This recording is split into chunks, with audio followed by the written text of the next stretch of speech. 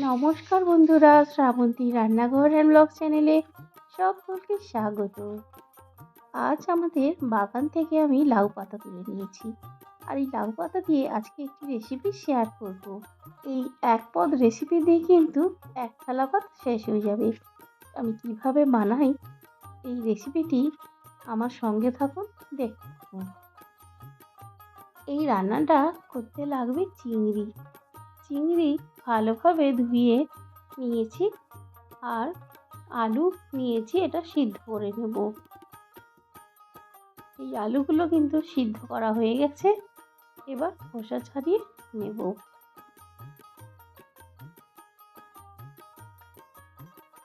এবার কড়াইয়ের মধ্যে দিয়ে দিলাম 2 টেবিল চামচ সর্ষের তেল, এর মধ্যে দিয়ে দিলাম হাফ চামচ কালো জিরে।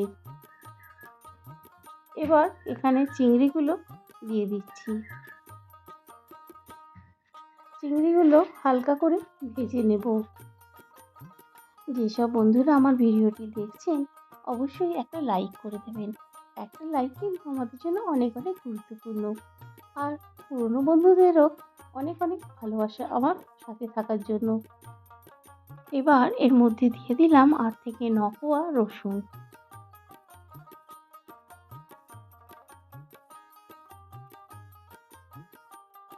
একটা বড় সাইজে পেঁয়াজ কুচি করে দিয়ে দিলাম। এবার একটু নাড়াচাড়া করে হালকা করে ভেজে নিতে হবে। তারই মধ্যে দিয়ে দিলাম 3টে কাঁচা লঙ্কা।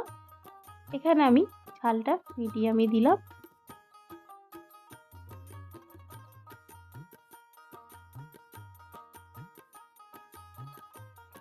এগুলো কিন্তু হালকা করে ভাজা হয়ে গেছে, পেঁয়াজের কালারটা চেঞ্জ হয়ে গেছে। আমি একটি পাত্রে তুলে নিয়ে এটা একটু ঠান্ডা করে নেব। আর কিছু চিংড়ি আলাদা করে তুলে রাখছি, এটা পরে কাজে লাগবে। আর এগুলো আমি শিলবাটাতে বেটে নেব। আপনারা চাইলে মিক্সিতেও এটা পেস্ট করে নিতে পারেন, তবু শিলে বাটলে কিন্তু ভালো হবে। আমি খুব বেশি মিহি করব না, জাস্ট একটু মানে একটু গোটা গোটা থাকবে, মানে আধ ভাঙা হবে চিংড়িগুলো, সেই রকমভাবেই কিন্তু এটা বেটে নিতে হবে। আর মিক্সিতে বাটলে একবার জাস্ট ঘুরিয়ে নিলেই হবে। শিলে বাটলে কিন্তু স্বাদ কিন্তু অনেক ভালো হয়। এইভাবে আমি শিলবাটাতে সমস্ত চিংড়িটাই পেস্ট করে নেব।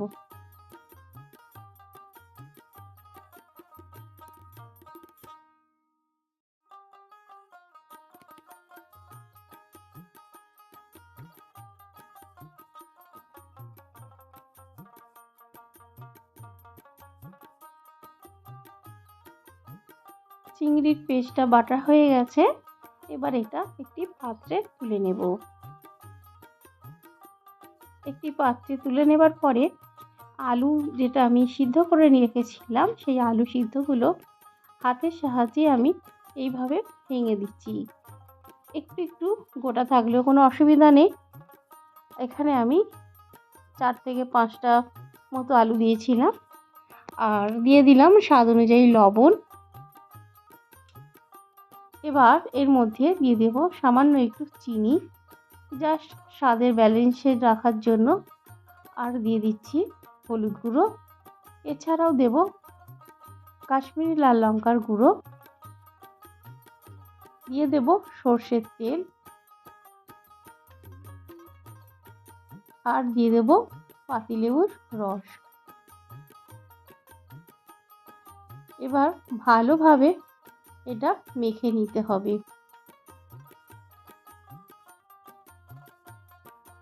খুব ভালোভাবে সমস্ত কিছু একসাথে মেখে নিতে হবে।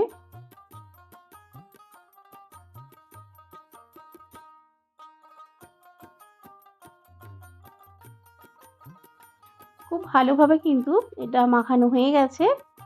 এবার একটি কড়াই নিতে হবে, কড়াইয়ের মধ্যে দিয়ে দিতে হবে সর্ষের তেল, আর কড়াইয়ের পুরো গাটাতেই সর্ষের তেলটা মাখিয়ে নিতে হবে।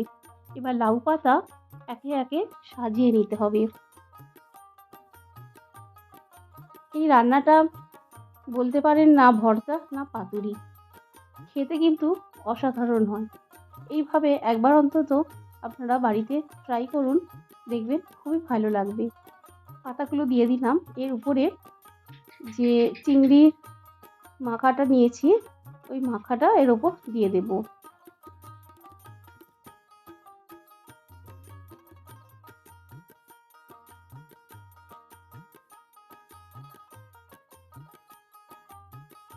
আলাদা করে যে চিংড়িগুলো তুলে রেখেছিলাম, সেই চিংড়িগুলো এখানে আমি উপর থেকে দিয়ে দিলাম।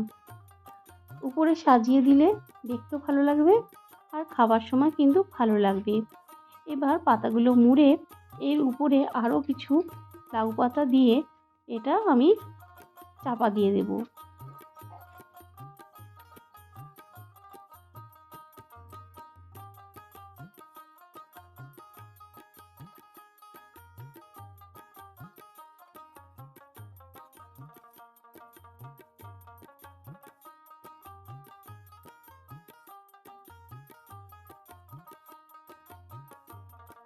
এবার আমি একটা ঢাকা দিয়ে 5 মিনিটের মতো এটা আগে প্রথমে রান্না করব, তারপর উল্টে দেব।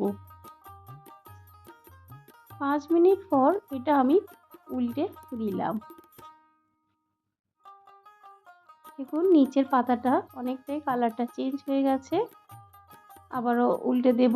আবার এখন আমি ঢাকাটা দিয়ে দেব। দিয়ে আবারও আমি 5 মিনিট রান্না করব। এইভাবে এদিক ওদিক উল্টে পাল্টে কিন্তু এই পাতুরিটা ভাপিয়ে নিতে হবে।